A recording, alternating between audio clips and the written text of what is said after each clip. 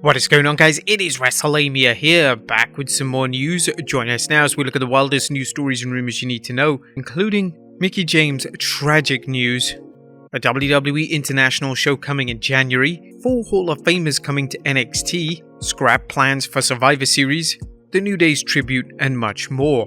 Be sure to subscribe and hit that notification bell for daily wrestling videos, and follow us on Facebook for exclusive lists. Also check out Wrestlelamia.co.uk and our own wrestling channel, Incredible. Now let's do the intro and get straight into our first story.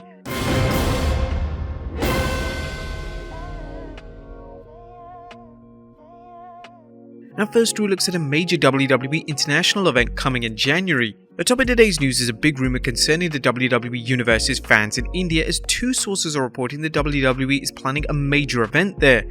WrestleVotes recently tweeted, "I'm told there was chatter last night backstage at Raw of an international live event taking place on Wednesday, January 18th or Thursday, January 19th, with locations still to be decided. No word on if this event is for TV or not."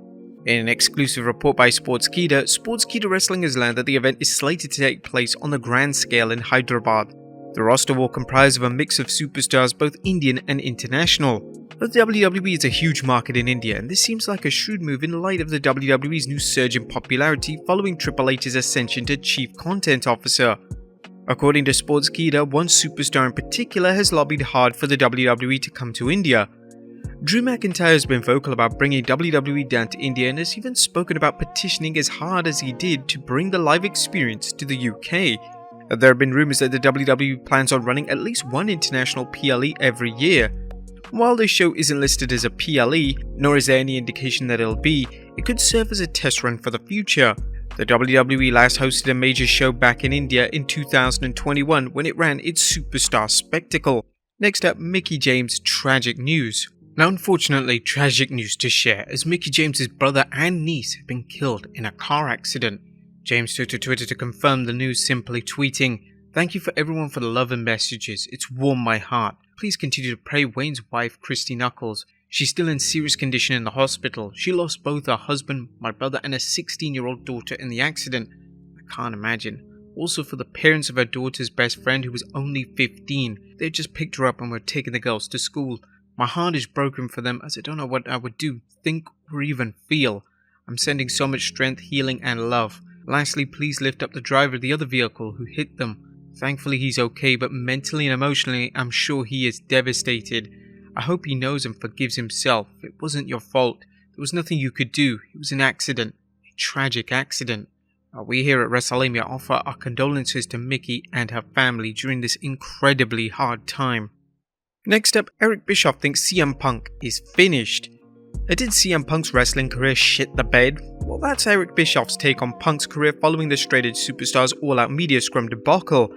During an interview with Wrestling News, he mentioned, "I think CM Punk shit the bed. When Tony Khan brought up CM Punk into AEW, he still had that mystique, the pipe bomb mystique.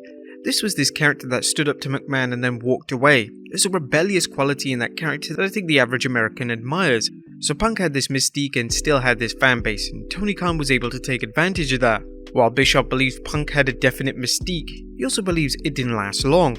Over a very short period of time, that mystique began to just dissipate. It was like letting the air out of a balloon a little more each and every week.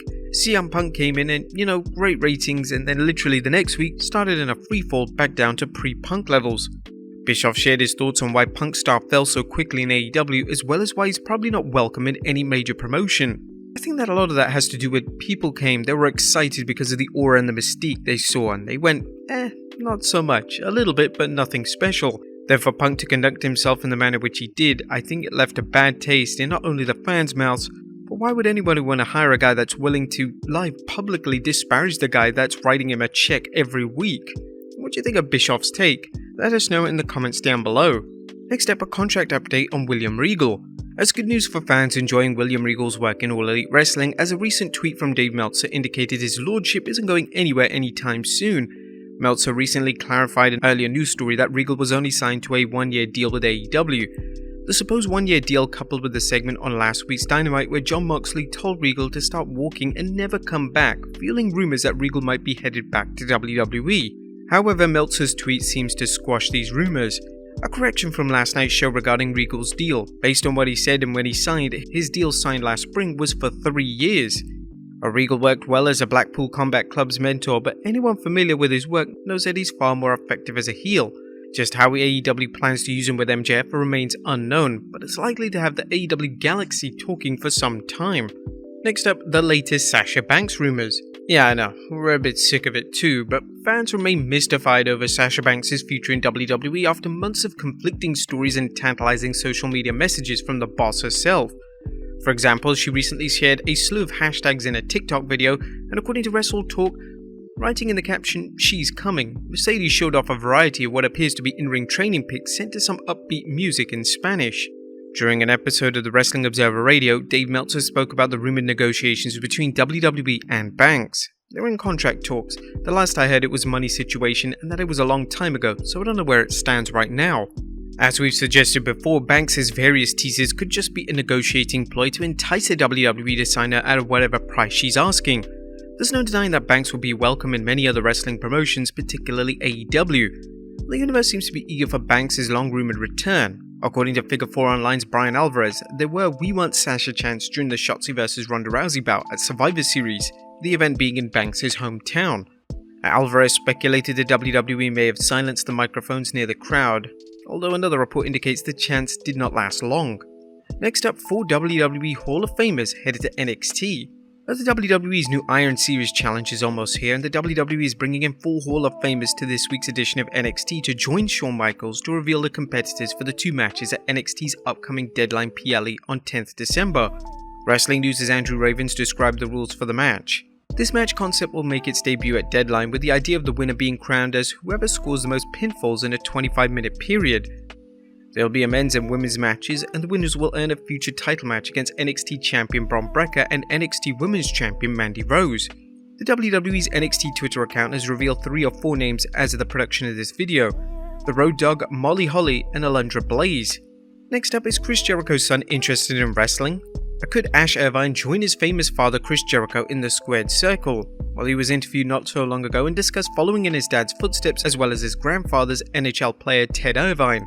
I mean, it's a required taste. Yeah, not even a required taste, but it's always been something that I like to think about. But I think deep down, I know it's not for me. And just my grandpa played hockey, my dad does wrestling, and I'm not going to do either. I'm going to do my own thing, Although Ash doesn't seem interested in a career in wrestling or hockey, he talked about how amazed he is by his dad's career and success. The respect he commands after doing what he's been doing for so long, and it's easy to look up to him for me because he does all this insane, crazy stuff that I just sit at home and watch and take for granted because that's what's going on my entire life, doing it for 30 years. Yeah, it's always fun to watch AEW and see him out there, or my friends will tell me they saw an AEW commercial, my dad was on it. That's always funny. That's good to see Ash Irvine knows what he wants, because history has seen too many stories on the sons and daughters of famous athletes feeling pressured into pursuing a career that they're not interested in and or not cut out for.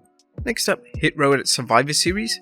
A Survivor Series didn't have many matches, but a report from Fightful Select notes that WWE had several superstars in reserve, including the members of Hit Row. Hit Row and several others weren't used on Survivor Series and was still brought to Boston.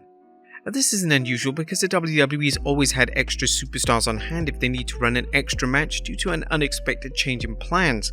Unfortunately, the Fightful report did not state whether the wrestlers were present, as it might have provided an idea of who Hit Row would have faced.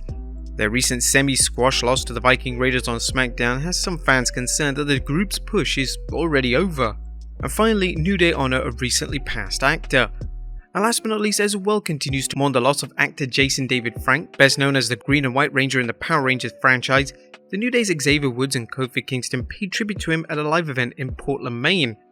Xavier tweeted a photo of himself and Woods in their outfits along with this message: "Thanks for having some fun with us tonight as we celebrated our friend JDF. This isn't the first time one or more superstars have engaged in cosplay during their entrances. What do you think of this homage to Jason David Frank? Let us know in the comments down below, and I'll see you next time with some more wrestling content."